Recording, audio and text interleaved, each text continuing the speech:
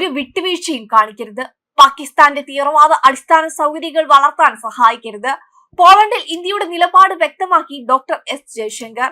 തീവ്രവാദത്തിനെതിരെ ഒരു വിട്ടുവീഴ്ചയും ഇല്ലാത്ത നയം സ്വീകരിക്കണമെന്ന് ആവശ്യപ്പെടുകയും ചെയ്തു. പോളണ്ടിന്റെ ഉപപ്രധാനമന്ത്രിയും വിദേശകാര്യമന്ത്രിയുമായ റഡോസ്ലാവ് സിക്കോർസ്കിയുമായുള്ള ഉഭയകക്ഷി ചർച്ചകളിലാണ് വിദേശകാര്യമന്ത്രിയുടെ വാക്കുകൾ. തീവ്രവാദത്തിനെതിരെയുള്ള ഇന്ത്യയുടെ നിലപാട് ലോകരാജ്യങ്ങൾക്ക് തന്നെ വ്യക്തമാണ്. യുക്രൈൻ സംഘർഷങ്ങൾ ഞങ്ങൾ എപ്പോഴും ഞങ്ങളുടെ കാഴ്ചപ്പാടുകൾ പ്രകടിപ്പിച്ചിട്ടുണ്ട്. എന്നാൽ ഇന്ത്യയെ തെരഞ്ഞെടുത്ത് ലക്ഷ്യം വെക്കുന്നത് അന്യായമാണെന്നും അദ്ദേഹം പറഞ്ഞു. ഇത് പൂർണ്ണമായും അടിസ്ഥാനരഹിതമാണ്. ഇന്ന് ഞാനത് ആവർത്തിക്കുന്നുവെന്നും വിദേശകാര്യമന്ത്രി പറഞ്ഞു. ഇന്ത്യ അതിന്റെ താൽപര്യങ്ങൾക്കെതിരായ ഒരു ഇരട്ടത്താപ്പും അംഗീകരിക്കില്ലെന്നും ജയശങ്കർ എടുത്തു പറഞ്ഞു. അതേസമയം പോളണ്ടിന്റെ ഉപപ്രധാനമന്ത്രിയും വിദേശകാര്യമന്ത്രിയുമായ റഡോസ്ലാവ് സിക്കോർസ്കിയും ജയശങ്കറിനോട് യോജിച്ചു. ജയ്പൂർ സാഹിത്യോത്സവത്തിൽ പങ്കെടുക്കാൻ കഴിഞ്ഞതിൽ എനിക്ക് സന്തോഷമുണ്ടെന്നും ഇതൊരു അത്ഭുതകരമായ ആഗോള സാംസ്കാരിക പരിപാടിയാണെന്നും അതിർത്തി കടന്നുള്ള ഭീകരതയെ ചെറുക്കേണ്ടതിന്റെ ആവശ്യകതയെക്കുറിച്ച് ഞാൻ നിങ്ങളോട് പൂർണ്ണമായും യോജിക്കുന്നുവെന്നും പോളണ്ട് തീവെപ്പിനും ഭീകരതയ്ക്കും ഇരയായിട്ടുണ്ടെന്നും അദ്ദേഹം പറഞ്ഞു. അതേസമയം പാകിസ്ഥാനെതിരെ ജയശങ്കർ എപ്പോഴും തങ്ങളുടെ നിലപാട് വ്യക്തമാക്കിയിട്ടുണ്ട്.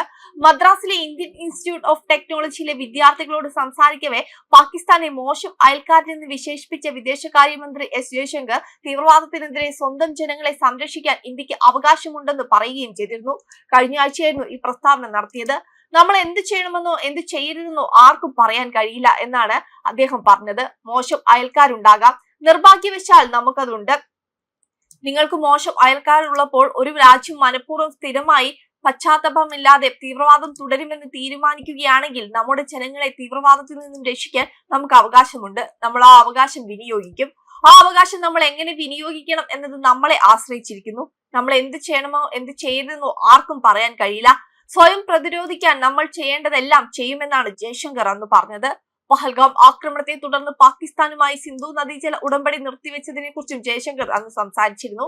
വർഷങ്ങൾക്ക് മുമ്പ് നമ്മൾ ജലപങ്കിടൽ കരാർ സമ്മതിച്ചിരുന്നു. എന്നാൽ പതിറ്റാണ്ടുകളായി തീവ്രവാദം നിലനിൽക്കുമ്പോൾ നല്ല അയൽപക്ക ബന്ധം സാധ്യമല്ല. നല്ല അയൽപക്ക ബന്ധം ഇല്ലെങ്കിൽ ആ ബന്ധത്തിന്റെ ഗുണങ്ങൾ ലഭിക്കില്ല എന്നും ജയശങ്കർ പറഞ്ഞിരുന്നു.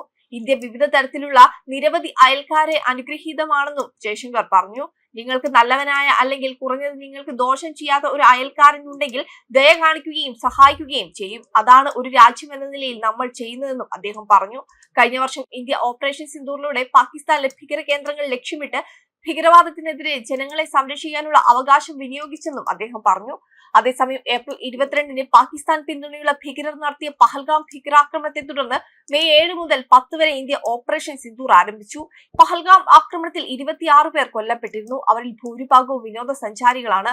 പാകിസ്ഥാൻ, പാക് അധിനിവേശ കാശ്മീർ എന്നിവിടങ്ങളിലെ 9 ഭീകര ക്യാമ്പുകൾ ഇന്ത്യ നശിപ്പിച്ചു. ആക്രമണങ്ങൾ കൃത്യവും കൃത്യതയുള്ളതും സമയബന്ധിതവുമായിരുന്നു. ആക്രമണ നിയന്ത്രണം നിലനിർത്തുന്നതിനൊപ്പം പ്രതിരോധം ശക്തിപ്പെടുത്തുകയും ചെയ്തു. ഇന്ത്യൻ സൈനിക സിവിലിയൻ ആസ്തികൾ ഡ്രോണുകൾ ഉപയോഗിച്ച് ലക്ഷ്യമിടാനുള്ള പാകിസ്ഥാന്റെ തുടർന്നുള്ള ശ്രമങ്ങൾ ആർമി എയർ ഡിഫൻസ് യൂണിറ്റുകൾ വിജയകരമായി പരാജയപ്പെടുത്തി. സംയോജിത കൗണ്ടർ USSന്റെയും പങ്കാളികളുമുള്ള വ്യോമ പ്രതിരോധ സംവിധാനങ്ങളുടെയും ഫലപ്രാപ്തി ഇത് പ്രകടമാക്കി. വെബ് ഡെസ്ക് കർമ്മ ന്യൂസ്.